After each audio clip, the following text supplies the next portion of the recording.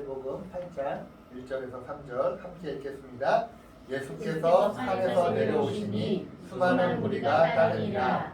한 나병 환자가 나와 절하여 이르되 주여 원하시면 저를 깨끗하게 하실 수 있나이다 하거늘 예수께서 손을 내밀어 그에게 대시며 이르시되 내가 원하노니 깨끗함을 받으라 하시니 즉시 그의 나병이 깨끗하여지니라. 아멘.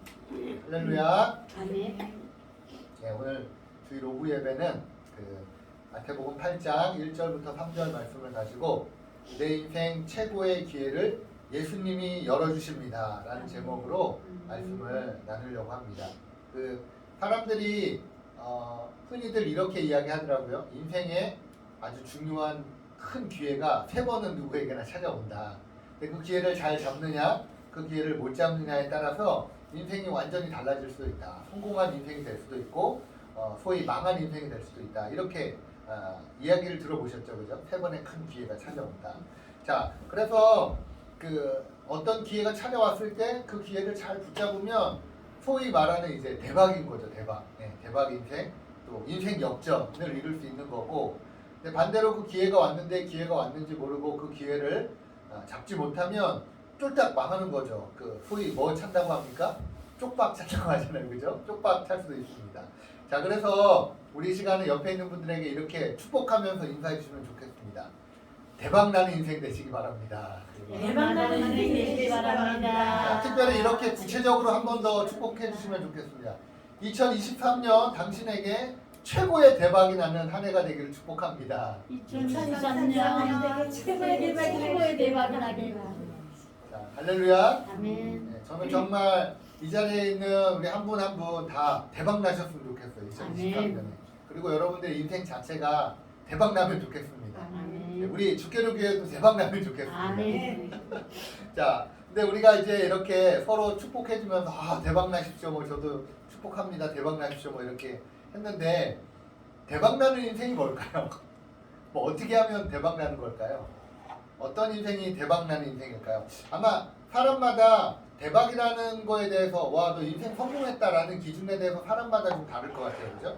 자, 어떤 사람은 너무 가난해서 어려서부터 돈이 없이 자랐어요. 그래서 서러움을 좀 많이 당했어. 먹고 싶은 것도 못 먹고 좋은 옷도 못 입고 애들이 뭐 어디 놀러 가자 그래도 돈이 없어서 놀러 가지도 못하고 돈이 없어서 서름을 많이 당했어요. 자, 이런 사람들이 생각하는 대박은 뭘까요? 돈 많이 버는 거겠죠, 그죠? 뭐 딴 거 뭐 있겠습니까? 나 그동안 돈 때문에 너무 마음에 상처입었고 서러웠고 억울한 일도 많이 당했고 그러니 내 인생 대박은 하나야. 그냥 어디 로또 복권 맞거나 아니면 뭐 어디서 그냥 큰 돈이 굴러 들어오거나 막 돈다발이 떨어지거나 돈 많이 버는 게 대박 인생이겠죠, 그죠? 그래서 이 사람이 그렇게 생각하는 사람은 사람에게 참 너 대박 났으면 좋겠다라고 하는 의미가 뭐예요? 야, 너 돈 많이 벌어라. 야, 너 좀 돈 좀 어디서 많이 생겼으면 좋겠다. 이런 의미이겠죠, 그죠? 자, 또 어떤 사람은 불치병에 걸렸어요. 불치병에. 몸이 너무 아파요. 그래서 이 사람들은 사실 아파 보신 분들은 아시잖아요, 그죠? 돈이 많이 있건 다 소용없잖아요, 그죠? 몸이 아프면 다 끝나는 거 아닙니까, 그죠? 그러니까 아픈 사람에게 대박나는 인생은 뭘까요? 건강인 거죠, 건강. 그래서 그런 마음을 가지고 있는 분이 야, 너 인생 대박났으면 좋겠다. 이게 어떤 의미예요? 야, 인생 뭐 별거 없다. 그냥 건강한 게 최고다. 너 건강했으면 좋겠다. 이런 이제 기원이겠죠, 그죠? 네, 그렇게 대박을 건강으로 생각하는 사람도 있겠고 또 아이를 갖지 못하는 사람은 아이를 낳는 것이 대박나는 인생이 될 수도 있는 거고 또 가정이 또 이렇게 온전하지 못한 가정이 있다면 남편이 매일 밖으로 돌거나 아내가 가정에 소홀하거나 자녀들이 문제를 일으키고 나가서 사고를 치거나 막 이런다면 그 사람들에게 간절히 원하는 건 뭐예요? 가정의 회복이겠죠, 그죠? 딴 거 뭐 있겠습니까, 그죠? 자, 여러분들은 어떤 대박을 꿈꾸십니까? 자, 여러분들이 생각하는 대박은 뭡니까? 어떤 대박을 꿈꾸십니까? 네, 한번 속으로 한번 생각해 보시고 네. 자, 위에서 얘기했던 제가 어떤 사람에게는 이게 대박일 것이다 라고 얘기했던 내용을 한번 이제는 좀 제가 현실적으로 좀 한번 뒤집어 볼게요. 진짜 그게 대박나는 인생인가 한번 현실적으로 좀 뒤집어 보겠습니다. 생각을 많이 해봤고요. 케이스도 많이 있어요. 자, 뭐냐면 첫 번째는 너무 가난해서 돈 때문에 삶이 힘들어서 돈을 많이 버는 게 나는 대박이다 라고 생각했던 사람이 그러면 진짜 돈을 많이 벌면 그 사람 진짜 대박 나는 걸까요?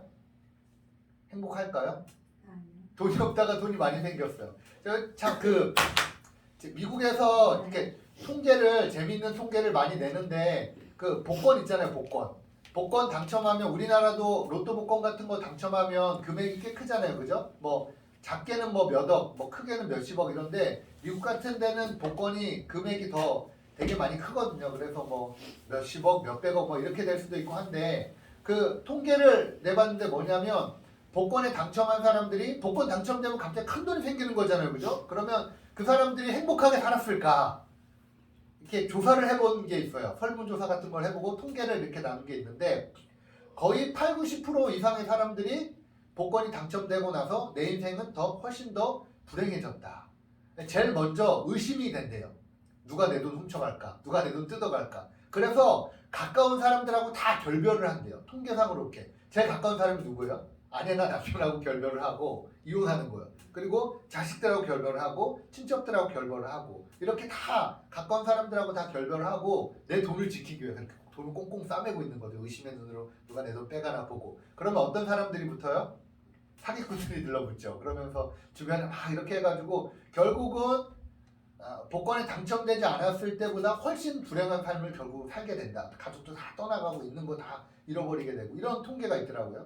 또 돈이 없어서 힘들어서 나 참 돈이 있으면 참 인생 참 행복할 것 같고 믿음 생활도 좀 잘할 것 같고 돈이 있어야 좀 교회 가서도 좀 많이 베풀고 좀 멋지게 살고 또 헌금도 좀 하고 교회도 세우고 사람들한테도 좀 이렇게 할 수 있을 텐데 이런 사람이 돈이 많이 생겼어요. 뭐 돈을 많이 벌게 됐어요. 자, 어떤 일이 발생할까요?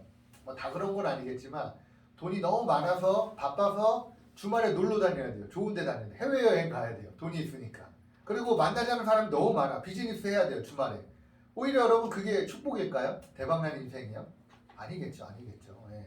돈이 많이 생긴다고 대박난 인생이 아닐 수도 있다는 거예요. 불치병에 걸려서 아파하다가 어떻게 용한 의사를 만나고 기적적으로 고침 받았어요. 대박난 인생이죠, 그죠? 그런데 그게 진짜 그렇게 대박난 인생일까요?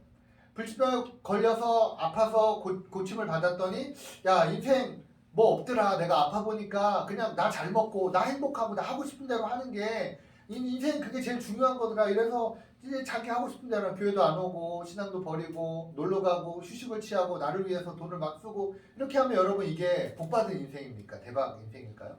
그렇지 않겠죠, 그죠? 예, 제가 너무 이렇게 상황을 이렇게 막 몰아가는 게 아니라 실제로 교회 사역을 하다 보면 의외로 이런 분들이 많아요. 그러니까 없어서 무언가 부족해서 결핍해서 예수님께 막 매달리거든요. 그래서 하나님 은혜를 베풀어 주시고 또 기적을 경험해서 병을 고치기도 하고 경제가 좀 나아지기도 하고 실제로 교회 사역했을 때 복권에 당첨되신 분도 있었어요. 근데 그분이 그 복권을 사면서 항상 이런 얘기를 했었거든요. 제가 이제 저희 교구여가지고 알던 분인데 복권 당첨되면 목사님도 하고 교회도 좀 헌금도 하고 뭐 이렇게 하는데 너무 웃긴 게 복권 당첨되고 나서 거짓말처럼 사라졌어요. 몇 달 동안은. 어디 갔다 오셨냐 그랬더니 여행 갔다 왔다 그러더라고요. 그리고 돈 다 썼다고 그러더라고요. 그러니까 내가 뭔가를 가지면 행복할 것 같다. 내가 뭔가 이거를 이루면 행복할 것 같다. 이런 것들이 사실은 우리가 뭔가를 이루고 가졌을 때 진짜로 거기서부터 행복이 오고 평안이 임하고 그게 진짜 대박이 아니라는 거예요. 자, 그러면 진짜 대박은 뭘까요? 진짜 대박은 뭘까요? 여러분들이 생각하는 그럼 진짜 대박은 뭐예요? 제가 생각하는 진짜 대박은요, 예수님이에요. 예수님. 없어도 괜찮아요. 예수님만 있으면 돼요. 아파도 괜찮아요. 예수님만 있으면 돼요. 사람들에게 인정받지 못해도 괜찮아요. 누구만 있으면 돼요? 예수님만 있으면 돼요. 예수님만. 여기에 사람들이 꽉 들어차고 뭐 교회를 뭐 아름답게 짓고 그렇게 안 해도 괜찮아요. 이곳에 예수님만 계시면 돼요. 예수님만 계시면 돼요. 네. 이곳에 있는 분들이 예수님 만나면 저는 그게 진짜 대박 인생이라고 생각을 해요. 내 생각으로 살아가고 돈을 많이 벌기 위해서 사람들에게 인정받기 위해서 좀 안락한 생활을 살기 위해서 내 자녀가 잘 됐으면 하는 마음으로 살아가던 사람들이 변화되어서 예수님으로 만족합니다. 난 예수님 위해 이제 평생을 살겠습니다. 예수님이 내 삶의 가장 중요한 가치입니다. 라고 고백할 수 있다면 여러분 저는 그게 진짜 대박 나는 인생이라고 생각을 해요. 대박나는 인생.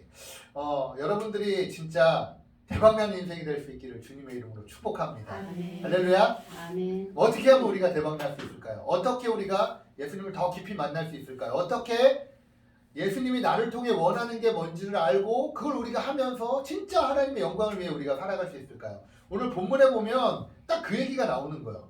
예수님 만나서 대박난 사람 얘기가 나오는 거예요. 이 사람은 나 돈 많이 벌고 싶어요. 나 출세하고 싶어요. 이게 아니었어요. 예수님께 찾아가가지고 예수님 나 아픈 거 낫고 싶어요. 예수님 나 돈 많이 벌게 해주세요. 이렇게 강구하지 않았어요. 이 사람은 진짜 되게 뭔가를 알고 있는 사람이었어요. 그래서 본문에 나오는 나병 환자가 예수님께 찾아가서 뭐라고 이야기합니까? 나 좀 고쳐주세요. 예수님 나 고쳐주시면 내 인생 대박 날 것 같아요. 이렇게 얘기하지 않았어요. 뭐라고 얘기합니까? 주님께서 원하시면 저를 깨끗하게 고칠 수 있습니다. 무조건 고쳐주십시오. 고쳐주실 줄 믿습니다. 고쳐주시면 내가 예수님 잘 믿을게요. 이게 아니라 어떻게 한다고요? 주님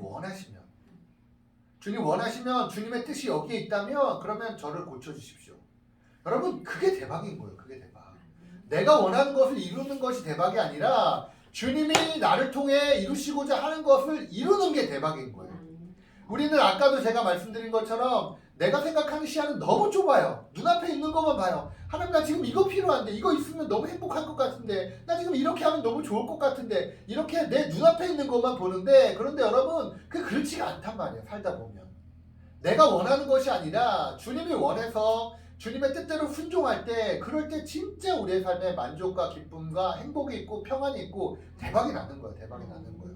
제가 예전에도 얘기했지만 저는 개척을 하고 싶은 마음이 사실은 별로 많이 없었어요. 개척이 어렵잖아요. 힘들잖아요. 그래서 저는 청빙받아 가고 싶어 했고 그래서 그렇게 하나님 앞에 눈물로 한 두세 달을 매일 하나님 저 청빙받아 가고 싶어요. 하나님 저도 좀 인정받고 싶어요. 왜 나랑 같이 사역했던 목사님들 다 청빙받아 가는데 왜 나만 못 가요? 주님 뭐 내가 좀 모자라요? 주님 뭐 나는 좀 내가 뭐 훨씬 많이 안 했어요. 내가 좀 부족한 게 있나 이러면서 거의 두세 달을 매일 울면서 기도했거든요. 하나님 앞에 막 땡깡도 부리고 막 하나님 진짜 저한테 너무한 거 아니에요? 이러면서 저 삐졌어요. 막 이렇게도 하고 뭐 별 얘기를 다 했었거든요. 이렇게 두세 달 동안 울면서 기도했는데 근데 만약에 주님이 제 기도를 들어주셔서 청빙을 만약에 가게 됐다면 아내하고도 이야기했는데 제가 여기 와서 하나님이 개척을 하면서 주셨던 그 은혜와 깨닫게 되는 놀라운 그런 영적인 지혜들이 있는데 그거를 평생 경험 못 해봤을 수도 있을 것 같아요. 그러니까 제가 개척을 하고 나서 너무너무 행복하고 하나님 주신 은혜가 너무 많고 깨닫게 하시는 게 너무 많은데 아마 청빙을 받아서 갔다면 매일매일 뭐 바쁘게 막 이제 뭘 하고 하나님하고 1대1의 시간을 갖고 내가 조용히 삶을 되돌아보고 하나님이 기뻐하는 교회가 어떤 걸까? 나는 어떤 교회를 세워서 하나님께 영광 올려드릴 수 있을까? 나는 성도들을 어떻게 훈련하고 이런 생각하기보다 그냥 바쁘게 그냥 저는 이렇게 막 뭐에 몰입하면 되게 좀 몰입해서 막 가는 스타일이거든요. 그러니까 막 제자 훈련 막 만들고 막 속으로 파고 막 신방 가고 막 설도 매일 준비하고 막 하면서 엄청 바쁘게 하면서 그냥 아마 그 안에도 하나님 물론 은혜를 주셨겠지만 그렇게 바쁘게 부교육자 생활했던 것처럼 아마 비슷하게 그렇게 사역을 하지 않았을까 이런 생각을 해봐요. 근데 주님이 개척으로 나를 이끌어 주셨고 그리고 개척하게 하셔서 저 얼마나 감사한지 몰라요. 정말. 제가 만나는 사람마다 이런 얘기를 하거든요. 그럼 또 다시 너에게 두 가지 갈림길이 있다. 청빙받아 갈 거냐 개척할 거냐. 저는 개척하고 싶어요. 진짜로 이제는 마음이 개척하는 것이 얼마나 기쁘고 감사하고 하나님이 은혜를 주신 일인지 조금 맛보다 보니까 이게 너무 기대가 되고 하나님 우리 주께로 교회를 통해서 어떤 일을 이루실지 너무 기대가 되고 또 만나는 분들마다 그런 것 같아요. 이제 딱 나눠져요. 개척에 대해서 막 부정적인 얘기를 하고 막 어렵다 힘들다라고 하는 사람들을 보면 이제는 그런 생각이 들어요. 좀 믿음이 없구나. 하나님 신뢰하는 마음이 없구나. 근데 모든 사람들이 다 그렇게 얘기하는 줄 알았는데 아니더라고요. 제가 만난 정말 믿음이 있고 사역을 너무 잘해요. 이번에도 그 어떤 목사님을 만났는데 제천에 가서 뭐 전혀 생각지도 않게 목사님 만났는데 그 목사님도 그렇게 얘기하는 거. 저는 목사님이 부럽습니다. 2,000명도 넘는 큰 교회거든요. 굉장히 훌륭한 분인데 저는 목사님 부럽습니다. 개척하는 게 얼마나 좋은지 모릅니다. 제가 그 한 번 꼭 개척을 못했던 게 저는 가슴에 꼭 남아 있습니다. 이렇게 청빙받아서 그분도 가신 분이거든요. 그러면서 그런 얘기를 하면서 본인이 개척을 하면 이렇게 할 것 같다. 그리고 이런 거를 생각하고 이렇게 하고 저에게 막 얘기해 주시는데 하나님이 또 이 목사님을 통해서 나에게 말씀하시는구나 하면서 굉장히 많이 깨닫고 또 도전을 받고 어떤 방향으로 가야 될지 또 한 번 이렇게 그림을 그리는 시간이 됐는데 내가 원하는 것을 하나님이 이뤄주시는 게 그게 여러분 축복이 아니에요. 하나님이 원하시는 것을 하나님이 내 삶에 펼쳐주시는 거, 그게 진짜 축복이고 그게 진짜 대박인 거예요. 제가 제 얘기를 잠깐 했지만 여러분들에게도 마찬가지일 거예요. 네. 어떤 걸 위해서 기도하는 거, 그 기도하지 말라는 얘기는 아니에요. 그렇지만 이렇게 기도하셨으면 좋겠어요.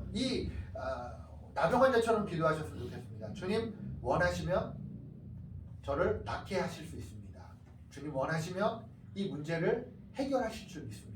주님 원하시면 이 억울한 상황을 하나님이 고쳐주실 줄 믿습니다. 라고 내가 간구하는 것이 아니라 주님의 뜻을 간구할 수 있는 저와 여러분들의 복된 삶이 될 수 있기를 주님의 이름으로 축복합니다. 자, 그래서 이 말씀을 가지고 오늘 세 가지를 여러분들과 좀 함께 나눠보려고 합니다. 자, 첫 번째 한번 따라해 보겠습니다. 같이 읽어보겠습니다. 시작. 내 인생 최고의 기회를 예수님이 주신다. 아멘. 최고의 기회를 누가 준다고요? 예수님이. 정말 그렇습니까? 아멘. 혹시 돈 많은 짱짱하게 밀어주는 여러분들의 남편이 최고의 기회를 주는 거 아니에요? 아니면 부모님이 매일 맛있는 거 해주면서 뒷바라지 잘해줘서 최고의 기회를 주는 거 아니에요? 아니면 주변에 어떤 귀인을 만나서 여러분들에게 내가 이 교회를 후원을 해주고 풀어주게 탁 하면서 사람을 통해서 최고의 기회가 열리는 거 아닐까요? 아닙니다, 여러분. 그렇지 않아요. 우리 인생의 최고의 기회를 누가 주신다고요? 예수님이. 예수님이 주십니다. 예수님. 여러분, 그 사실을 우리가 믿건 믿지 못하건 중요하지 않습니다. 왜 그렇습니까? 하나님은 그분이 계획하신 대로, 작정하신 대로 그분의 열심과 그분의 최선으로 반드시 이루실 것이기 때문에 그래요. 나를 향한 계획, 내가 물론 하나님 나 이렇게 사역하고 이렇게 다듬어가고 훈련해서 이렇게 하면 좋겠습니다라고 물론 나도 기도하지만 나보다 더 열심히 있고 나보다 더 간절하고 나보다 더 마음이 애타는 분이 누구예요? 하나님이세요. 하나님. 그리고 그 하나님 못하십니까? 하십니다. 하나님 저 못 믿겠어요. 개척해가지고 뭐 내가 목사 뭐 저 잘 못할 것 같고 우리 교회 뭐 이렇게 보니까 뭐 안 될 것 같고 뭐 한 1년 있다 문 닫을 것 같고 하나님 저 못할 것 같아요. 이거 중요하지 않아요. 제가 어떻게 생각하건 여러분이 어떻게 생각하건 중요하지 않아요. 하나님이 어떻게 생각하시느냐, 예수님이 내 인생을 어떻게 끌고 가시느냐, 그게 사실이고 그게 중요한 거지 내 생각, 내 경험, 내 판단 중요하지 않습니다. 여러분, 예수님이 여러분들의 인생 가운데 최고의 기회를 주십니다. 분명한 사실이에요. 누가 주신다고요? 예수님이 주셔요. 예수님이. 여러분 이 사실을 꼭 기억하실 수 있으면 좋겠습니다. 여러분 제가 오늘 말씀을 준비하면서 문둥병자가 예수님께 나아가기 위해 어떤 행동을 했는지, 어떻게 예수님을 찾아왔는지, 뭐 문둥병이 얼마나 열심히 노력했는지 이런 이야기를 먼저 하기보다 제일 처음에 1번으로 예수님이 인생 최고의 기회를 주신다라고 예수님에 대한 이야기를 제가 먼저 하고 있잖아요. 그죠? 그럼 뭐예요? 항상 먼저가 뭐예요? 예수님이 먼저예요. 예수님이 먼저. 신앙생활 하면서 물론 우리도 노력해야 돼요. 기도하면서, 기도가 제일 중요하지만 기도하면서 우리가 해야 될 일들을 해야 돼요. 맞죠? 같이 가야 돼요. 그런데 저는 그렇게 생각해요. 먼저 할 것이 있고 나중 할 것이 있다고 생각해요. 더 중요한 것이 있고 더 우선되어야 할 것이 있다고 생각해요. 저는 그것이 언제나 하나님이 우선돼야 하고 예수님이 우선돼야 하고 기도하는 것이 우선돼야 하고 하나님의 주권과 하나님의 능력과 하나님의 이름과 하나님의 통치와 하나님의 나라가 우선돼야 한다라고 저는 생각해요. 그 위에 우리의 열심이 쌓이는 거고 그 위에 우리의 최선이 쌓이는 거고 그 위에 우리의 도전과 그 이후에 우리의 어떤 결단과 헌신이 쌓이는 것이 순서가 뒤바뀌어 버리면 완전히 이게 신앙의 엉터리가 돼버리는 거예요. 저와 여러분들의 삶 가운데 언제나 예수님 먼저일 수 있기를 주의 이름으로 축복합니다. 예수님이 우리의 인생 가운데 최고의 기회를 열어주십니다. 자, 그 문둥병자가 예수님을 찾아갔잖아요. 근데 마태복음 4장 23절에 보면 그의 소문이 온 수리아에 퍼진지라 라는 말씀이 있어요. 그러니까 문둥병자가 예수님에 대한 소문을 들은 거죠. 그죠? 듣고 나서 이 문둥병자가 그래 나도 예수님을 찾아가면 고칠 수도 있겠구나 라고 이런 생각을 했던 것 같아요. 그래서 문둥병자가 예수님을 찾아갔어요. 찾아갔는데 이제 말씀드리고 싶은 거는 문둥병자가 예수님을 찾아갔는데 그렇잖아요. 여러분 똑같이 복음을 전해도 들리는 사람이 있고 안 들리는 사람이 있거든요. 똑같이 예배를 나와도 은혜를 받는 사람이 있고 은혜를 못 받는 사람이 있거든요. 똑같이 예수님을 언제 한 달 한시에 믿었어도 믿음이 더 빨리 자라는 사람이 있고 믿음이 늦게 자라는 사람이 있거든요. 똑같이 제가 그 사역 현장에서 복음을 전해도 복음을 받아들이는 사람이 있고 복음을 받아들이지 않는 사람이 있거든요. 자, 여러분 어떤 차이입니까? 우리는 믿음도 내가 뭐를 통해서 내가 믿음을 이룬다라는 생각을 항상 해요. 그리고 신앙도 빨리 성장하기 위해서 내가 예배도 빠지지 말아야 되고 내가 11조도 해야 되고 내가 새벽 예배도 가야 되고 내가 하나님 앞에 더 뭐 성경도 많이 읽어야 되고 내가 기도도 많이 해야 되고 항상 주어가 자연스럽게 내가 돼 있어요. 그래서 내가 열심히 종교 활동을 해야 내가 빨리 믿음이 자란다라는 생각을 해요. 물론 틀린 얘기는 아니지만 중요한 게 빠졌어요. 중요한 게. 여러분 다 경험해 보셨을 거예요. 내가 하려고 한다고 해서 되는 게 아니에요. 성령님이 먼저 우리의 마음에 그런 열심을 주셔야 돼요. 마음을 움직여 주셔야 돼요. 우리가 아무리 복음을 전해도 성령님이 찾아가서 그 영혼 가운데 미리 예수를 구주로 고백할 수 있도록 예수님이 하나님의 아들이신 것과 예수님 믿어질 수 있도록 그 영혼의 마음을 열어 놓으시지 않으면 아무리 우리가 복음을 전해도 그 영혼 가운데 복음이 들어가지 않아요. 그러니까 항상 뭐가 먼저인 거예요? 하나님 먼저인 거예요. 하나님의 열심 먼저인 거고 언제나 이게 하나님 예수님이 먼저인 거예요. 이 문둥병자들에게 이 소리가 이 문둥병자 한 명만 들었을까요? 아니에요. 다른 문둥병자 그룹도 많이 있었을 거 아니에요. 그죠? 그런데 다른 문둥병자는 왜 예수님께 나오지 않았어요? 이 문둥병자에게 어떤 거예요? 은혜가 임한 거예요. 은혜가.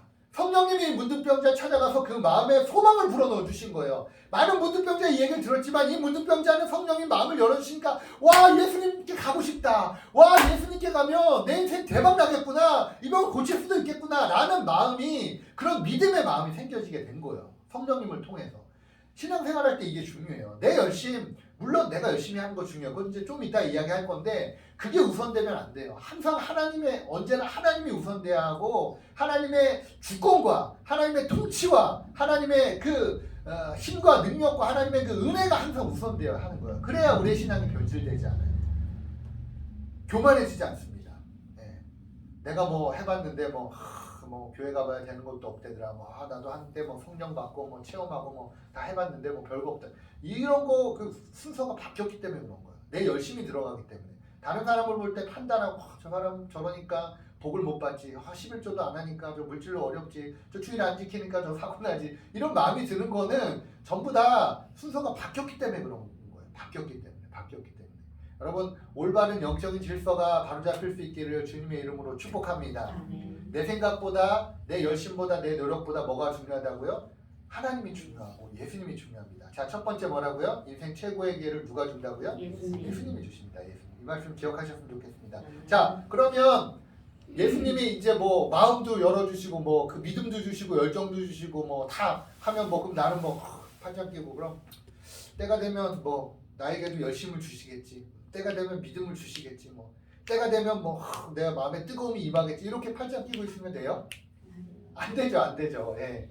예수님이 우리에게 가장 우선되고 예수님이 기회를 주시고 예수님이 하시지만 예수님의 하심을 경험하는 사람들은 자, 두 번째 한번 같이 읽어보겠습니다. 자, 두 번째 같이 읽어보겠습니다. 시작. 적극적으로 예수님을 찾자. 어떤 사람들이냐면 적극적으로 예수님을 찾는 사람들이에요. 적극적으로 예수님을 찾는 사람들. 본문에 나오는 한 사람, 나병 환자. 그 이름조차 기록되어 있지 않은 사람. 그 나병 환자 이름 성경에 써 있지도 않잖아요. 그죠? 그런 평범한 사람이었지만 평범한 사람도 아니죠. 평범 이하의 삶을 살고 있었죠. 나병에 걸렸으니까. 그죠? 평범 이하의 삶을 살고 있었던 사람이었지만 자신에게 온 기회를 놓치지 않았어요. 그리고 자신의 이름이 이 성경에 이 스토리에 기록되는 이 엄청난 영광. 만약에 제 얘기가 함주성 개척해가지고 이게 성경에 써있다면 얼마나 영광스러워요. 그죠? 여러분들의 얘기가 성경에 써있다면 얼마나 영광스럽겠어요. 그런데 이 이름도 기록되어 있지 않는 평범 이하의 삶을 살아가고 있었던 인생이 너무 불행하고 힘들게 살아가고 있었던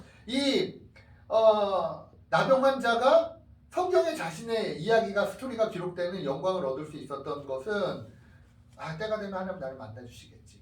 나도 언젠가는 열심을 낼 거야. 주님께 돌아갈 거야. 이런 마음이지 않았기 때문에 어떤 마음이었어요? 적극적으로 주님을 찾았던 거예요. 적극적으로 주님을 찾았던 거예요. 적극적으로. 자, 여러분 예수님의 때가 언제인지 여러분 아십니까? 저도 몰라요. 예수님의 때가 언제인지 저도 몰라요. 저도 예수님이 저에게 하나님이 은혜를 주실 때가 있거든요. 근데 그 은혜 주시는 타이밍이 언제인지 저도 잘 몰라요. 물론 기도하고 뭐 말씀 읽고 주님 뜻대로 살아가려고 노력하고 이런 것과 연관이 없지는 않지만, 그런데 어느 날 가만히 있다가도 어느 날 머리를 탁 맞은 것처럼 은혜를 주실 때가 있어요. 정신을 번쩍 차리게 하실 때가 있거든요. 그러니까 주님이 일하시는 때를 저도 잘 모르겠어요. 언제 주님이 일하시는지. 제가 저희 아빠도 예수님을 이제 제가 기도를 한 저희 가정에서 매일 이제 집에서 엄마가 이제 굉장히 열심히 믿음 생활을 하시고 막 예수님 막 뜨겁게 믿으셔가지고 매일 집에서 가정 예배를 드리고 했었거든요. 제가 어렸을 때 누나랑 저랑 엄마랑 셋이 매일 가정 예배를 드렸는데 이제 성경 그 찬송가 하나 부르고 성경 하나 읽고 그리고 이제 기도하고 한 명씩 돌아가면서 기도하고 예배를 마치고 이렇게 했는데, 근데 저 어렸을 때만 해도 이제 저녁에 그 재밌는 게 이제 나올 때가 있잖아요. 막 뭐 시리즈로 막 에이트 공대 이런 거 기억하실지 모르겠지만 그리고 재밌는 거 나오거든요. 그러면 엄마가 그거 딱 이제 그걸 좋아하셔가지고 기도를 되게 빨리 하시고 성경 빨리 찬송가도 빨리 하고 빨리 읽고 그리고 그거 보고. 근데 어쨌거나 12시 전에 또 넘어가면 안 되니까 잊어버리고 있다가 막 11시에 50분 야 빨리 와 빨리 예배 드려야 돼 막 이렇게 해가지고 빨리 막 해가지고 막 하고 있기도 하고, 어쨌거나 그렇게 예배를 거의 매일 가정 예배를 드리긴 했는데, 중요한 건 그 예배 때마다 항상 저나 저희 엄마나 저희 누나나 습관적으로 무슨 기도는 하나님 우리 아빠 예수님 믿게 해주시고, 이게 거의 습관처럼 주문 외우듯이 계속 그렇게 기도를 했거든요. 근데 거의 한 20년 걸린 것 같아요. 그러니까 하나님의 때를 우리는 알 수가 없는 거예요. 혹시 기도하는데 아직 응답받지 못한 제목이 있으십니까? 그 때를 우리는 알 수 없어요. 그러나 주님, 우리가 알고 있는 건 뭐예요? 성경이 기록하고 있는 사실은 뭐예요? 하나님은 분명히 우리의 모든 기도에 응답하십니다. 응답하십니다. 우리는 때를 다 알 수 없어요. 때를 알면 우리가 하나님 하게요, 그죠? 모릅니다. 그런데 우리가 알 수 있는 건 뭐예요? 하나님이 하나님의 때에 하나님의 방법으로 가장 멋지게 가장 나이스하게 우리의 기도에 하나님이 응답하신다는 사실이에요. 할렐루야. 그러니까 그때만 기다리고 손가락만 쭉쭉 빨고 있고 이렇게 뒷짐지고 있고 있는 게 아니라, 그때를 기다리면 어떻게 하는 거예요? 열심히 최선을 다해 달리는 거예요. 열심히. 기도 이제 우리가 전도 이제 하나님 영혼을 보내주시고 우리 교회 부흥하기 위해서 기도를 열심히 했다면 기도만 하고 있는 거예요? 아니요. 이제 뭐예요? 나가서 적극적으로 이제 전도하는 거예요. 문고리 전단지도 하고 들어가고 뭐 가다가 소금도 좀 맞고 뭐 이러면서 주님을 위해서 복음을 전하다가 이렇게 핍박을 당하면 얼마나 영광이고 하늘에 복이 쌓여요, 그죠? 그러니까 두려워하지 말고 사람에게 복음도 전하고 열심히 나가서 하는 거예요. 이 교회가 하나님 교회를 부흥하게 하시고 하나님 뜻이 계획이 있으셔서 여기 세우셨다면 하나님 뜻을 이루어주십시오 막 기도만 하고 있는 게 아니라, 그럼 내가 이 교회를 위해서 뭘 해야 될까? 뭘 헌신해야 될까? 뭘 준비해야 될까? 내가 어떻게 해야 될까? 어떻게 열심히 내고 어떻게 최선을 다할까? 이렇게 적극적으로 나아갈 때, 그때 여러분 주님이 주시는 은혜가 임하는 거고요. 그때 하나님의 때를 우리가 앞당길 수도 있는 거고, 우리는 알지 못하지만 그때 하나님으로부터 큰 은혜를 입고 우리가 응답받는 그런 저와 여러분들의 삶이 되는 것입니다. 적극적으로 해야 되는 거예요. 적극적으로 주님을 적극적으로 따라가야 되고 주님 앞에 적극적으로 신앙을 해야 되는 거예요. 자, 오늘 이 문둥병자의 상황을 한번 살펴보시면, 그 당시 문둥병자들은 그 배경이 가족들과 같이 못 살고 따로 문둥병자들만 사는 마을 같은 데가 있었어요. 그러니까 성이 있고 성벽으로 이렇게 보호되어 있는 성이 있고 성벽이 있고, 이 문둥병자들은 성 안에 못 살았어요. 그래서 성 밖에 이 문둥병자들이 사는 그런 마을 같은, 그 문둥병자 마을 같은 것들이 있었는데, 가족 중에 누가 문둥병에 걸린다 그러면 무조건 쫓겨나서 거기 사는 거예요. 그러니까 격리되는 거죠. 격리되고, 그리고 문둥병자들은 사람들하고 접촉하면 안 돼요. 문둥병자가 옮고 그 지저분하고 부정한 것이 옮는다 해서 사람들하고 접촉하지 못했어요. 그러니까 문둥병자도 이 성 안에 들어가야 될 일이 있을 거 아니에요, 그죠? 그러면 성 안에 들어가면 내가 문둥병자고 그냥 지나가다가 툭 어깨라도 맞출 수 있잖아요, 사람들. 그러니까 그렇게 하면 안 되니까 규정이 있어요. 머리를 이렇게 늘어뜨리고 이렇게 지저분하게 막 머리를 산발하고 옷을 찢고, 그리고 가면서도 나는 부정한 사람입니다 이렇게 또 가다가 나는 부정한 사람이다 이렇게 자기가 문둥병자인 것을 온몸으로 나타내면서 가야 돼요. 그런데 한번 생각해 보세요. 얼마나 치욕적입니까? 그죠? 마음이 얼마나, 나는 왜 문둥병으로 태어났을까? 나는 왜 저주받은 인생일까? 다른 사람은 그냥 평범하게 살아가고 있는데 나는 왜 문둥병으로 태어나서 가족하고 살지도 못하고 안락한 삶 살지도 못하고 이렇게 머리 풀어헤치고 다니고, 왜 사람들이 나를 정면한 눈빛으로 쳐다보고 왜 나는 이런 인생을 살아야 되나, 이렇게 아마 이런 생각 하지 않았을까요? 자, 이런 상황에서 이 문둥병자가 예수님께 간다라는 거, 이거 쉬운 일은 아니었을 거예요. 쉬운 일은 아니었을 거예요. 그 예수님께 문둥병자가 가려는 이 결정은 어떻게 보면 이 문둥병자 입장에서는 목숨을 걸 만큼 굉장히 엄청난 파격적인 행동이었을 거예요. 왜냐하면 예수님은 유대인 남자예요. 이게 규정에도 있는 것처럼 문둥병자가 사람에게 터치하면 안 되거든요. 사람에게 터치하면 안 되고 더군다나 유대인 남자를 엄청 중요하게 생각했는데 유대인 남자를 만지려고 한다. 그러면 사람들이 그 자리에서 돌을 꺼내서 이 문둥병자 향해서 돌을 향해서 던져서 돌 맞아 죽어도 아무도 뭐라고 하고 그것이 죄가 되지 않는 상황이었어. 그러니까 문둥병자가 예수님께 나왔던 거는 그냥 한번 가볼까? 되면 되고 안 되면 말고 이게 아니라 자기의 목숨을 걸고 주님께 나아갔던 거예요. 목숨을 걸고. 예수님께 나아가다가 돌에 맞아 죽을 수도 있어요. 예수님을 만지려고 하다가 예수님 앞에 나아가려고 하다가 아니 감히 유대인 남자에게 네가 먼저 나와서 말을 걸고 만져 이렇게 하면서 사람들이 돌을 들어서 다 쳐서 그 자리에서 죽을 수도 있는 상황이었어요. 그러니까 이 문둥병자의 열심과 이 최선은 우리가 생각하는 것 그 수준의 이상이었어요. 그리고 주님이 그 마음의 중심을 보신 것이죠. 그럼에도 불구하고 이 문둥병자가 적극적으로 목숨을 걸고 예수님을 찾은 거예요. 여러분 우리가 이렇게 간절하게 주님을 찾을 때 주님도 우리를 만나 주십니다. 대충 우리가 아예 만남 말고 아니면 말고 때가 되면 만나 주시겠지 이렇게 할 때 아니고 간절히 하나님의 이름을 부르면서 간절히 하나님 앞에 나아갈 때 그때 주님 우리를 만나 주십니다. 우리 예레미야 29장 13절 잠언 8장 17절 말씀 한번 같이 읽어보겠습니다. 너희가 전심으로 나를 찾고 찾으면 나를 만나리라. 아멘. 또 잠언도 읽어보겠습니다. 나를 사랑하는 자들이 나의 사랑을 입으며 나를 간절히 찾는 자가 나를 만날 것이니라. 아멘. 간절히 찾는 자가 주님을 만날 수 있습니다. 사모하는 자에게 은혜를 베풀어 주세요. 하나님을 찾고 찾는 자에게 하나님 우리를 만나 주시고 우리가 하나님을 발견할 수 있게 될 줄 믿습니다. 제가 항상 청년회 이렇게 사역을 하면서 수련회를 하면 수련회 할 때마다 끝나면 이렇게 간증문을 써서 내라고 하거든요. 뭘 은혜 받았는지 하나님 만난 게 뭔지 뭐가 좋았는지 써서 내라고 하면 거의 이런 간증문들이 되게 많았어요. 몇 개만 제가 이렇게 간단하게 말씀드리면 하나님께 집중하려고 자기가 몸부림치고 은혜 받으려고 막 했는데 잘 안 됐는데 그런데 하나님 앞에 막 적극적으로 나아가니까 하나님이 나를 만나 주셨다.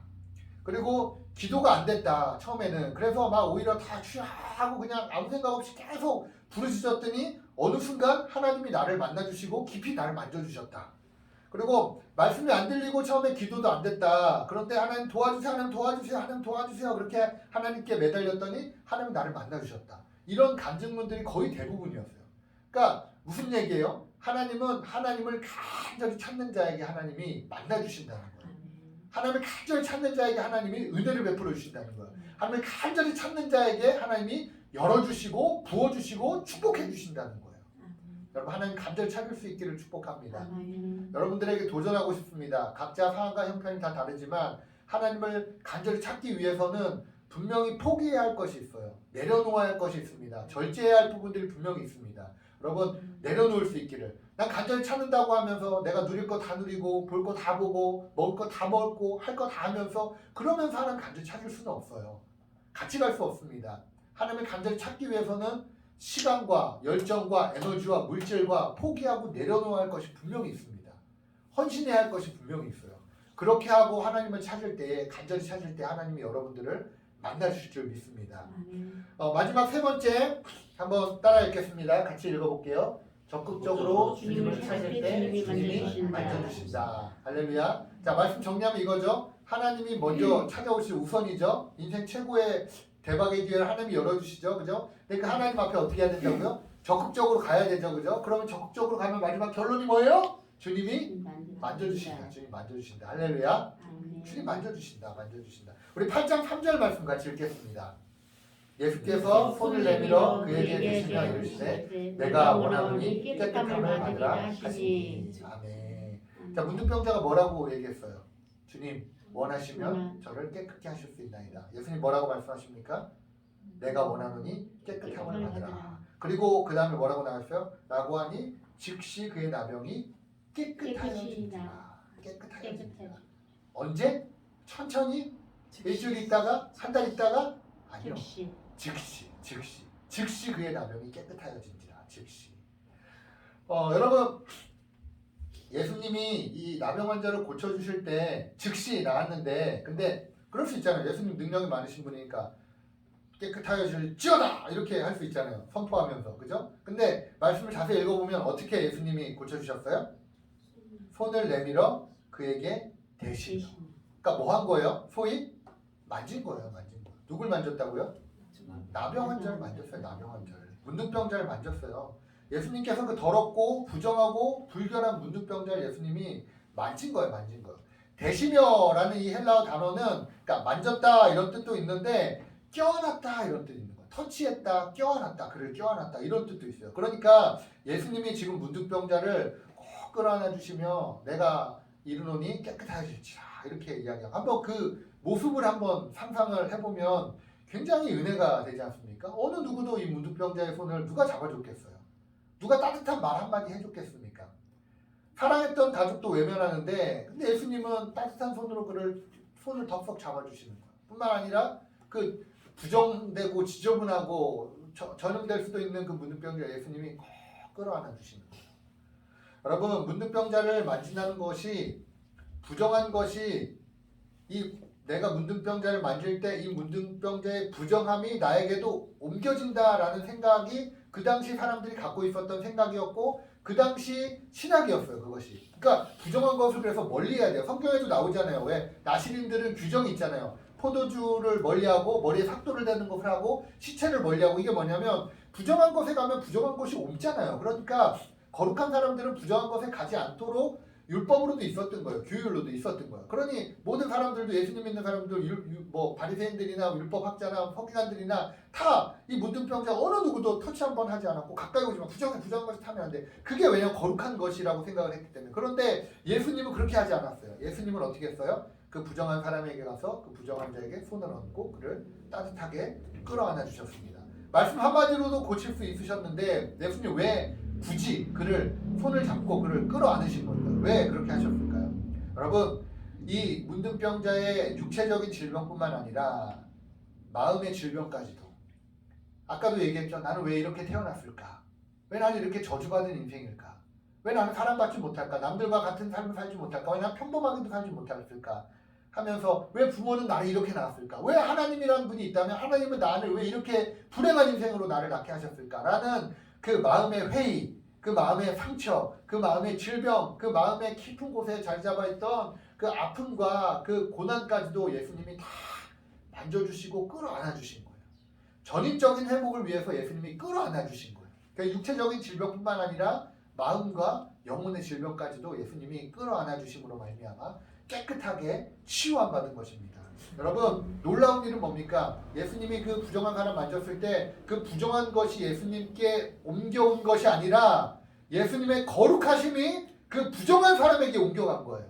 예수님이 그 부정한 사람 만졌을 때 부정 탄 것이 아니라 예수님의 거룩이 그 문둥병자에게 임하여서 이제는 그도 부정한 사람이 아니라 거룩한 사람, 새로운 생명을 얻은 사람, 하나님의 능력으로 거듭난 사람, 영과 육과 온 전인이 하나님 안에 온전하게 회복된 사람으로 새로운 생명을 얻는 사람으로 다시 태어나게 된 것입니다. 할렐루야. 이게 은혜고 이게 인생의 대박인 거예요. 이게 대박인 거예요. 인생의. 여러분 우리 주변에도 있지 않습니까? 돈도 많아요. 안정적이요. 뭐 자녀들도 다 좋은 대학 다니고 뭐 직장도 잘 취업했어요. 그런데 그 마음을 우리는 알 수 없어요. 얼마나 공허하고 그 마음에 채워지지 않는 만족감이 있는지 여러분 우리는 알 수 없어요. 그런데 우리는 어떻습니까? 예수님 마음 가운데 있는 우리는 어떻습니까? 감사하잖아요. 감사하잖아요. 없어도 감사하잖아요. 아파도 교회 다니는 사람 참 희한한 것 중에 하나가 뭐 어디 아프고 뭐 하는데도 아유 감사하죠. 감사하잖아요. 근데 이게 그냥 하는 얘기예요? 진짜 감사하잖아요. 그래도 이만큼 한 거, 이렇게 덜 아픈 거, 그래도 그나마 이만한 거, 이것만 해도 감사하다. 뭐 이거 다 아니어도 하나님 나와 함께 하시니 감사하다. 비록 이 땅에서 평안과 안족과 만족과 성공하지 못했더라도 저 영원한 천국이 기다리고 있으니 그것만 생각해도 감사하다. 나 같은 죄인 죽어서 지옥 갈 수밖에 없는데 예수님이 나를 위해 십자가에 못 박혀 죽으시고 나를 사랑하셔서 끝까지 사랑하셔서 나를 구원받은 하나님의 백성으로 삼아주시는 거 그것만도 너무 감사하다. 너무 감사하다. 어느 누구도 나를 인정해주지 않고 어느 누구도 나를 사랑해주지 않는데 하나님은 한 번도 내가 너를 버린 적이 없다. 한 번도 내가 너를 사랑하지 않은 적이 없다라고 말씀하시니 그것만 해도 얼마나 여러분 감사합니까? 얼마나 대박인 겁니까? 얼마나 우리 인생의 최고의 기회입니까? 여러분 이 주님 앞에 우리가 날마다 나아갈 수 있기를 주님의 이름으로 축복합니다. 말씀을 정리합니다. 여러분 최고의 대박이 뭐예요? 아까 대박 나세요. 2023년 대박 나세요. 근데 여러분 최고의 대박이 무엇입니까? 예수님. 예수님이에요. 예수님 우리에게 최고의 기회를 열어주십니다. 그리고 그 예수님 앞에 우리는 그래서 최선을 다해야 돼요. 헌신해야 되고 주님이 마음을 주실 때 결단해야 되고 끊어야 되고 절제해야 합니다. 그 예수님 앞에 최선을 다해야 돼요. 그렇게 할 때 어떻게 된다고요? 기적이 일어납니다. 기적이.